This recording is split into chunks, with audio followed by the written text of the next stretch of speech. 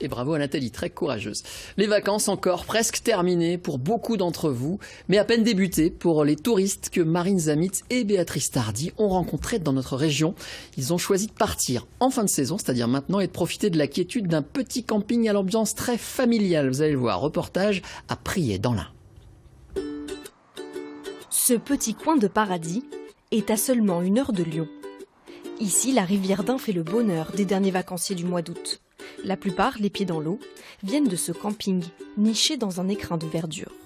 À l'heure où le soleil cogne et la sieste s'impose, Sonia prend le temps de vivre.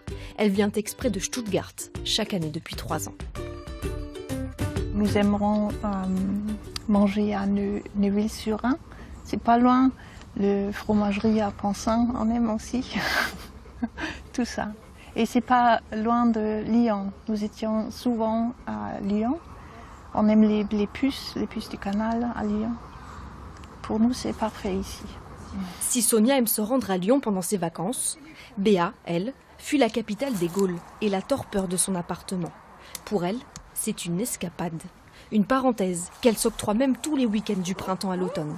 Pour 7 mois, elle loue son emplacement un peu plus de 1 000 €, qui lui permettent même d'avoir la main verte, sous l'œil bienveillant de Charlotte, l'épouvantail.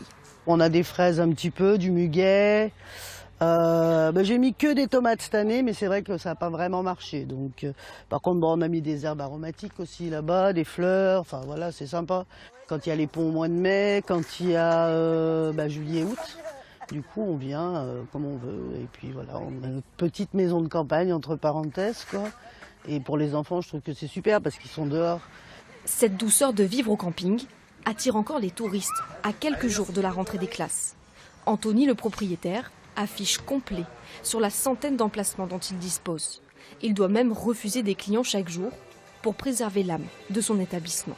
Nous, ce qu'on veut, c'est que les personnes se sentent bien au camping et que ça reste vraiment familial. Il faut que ça reste familial.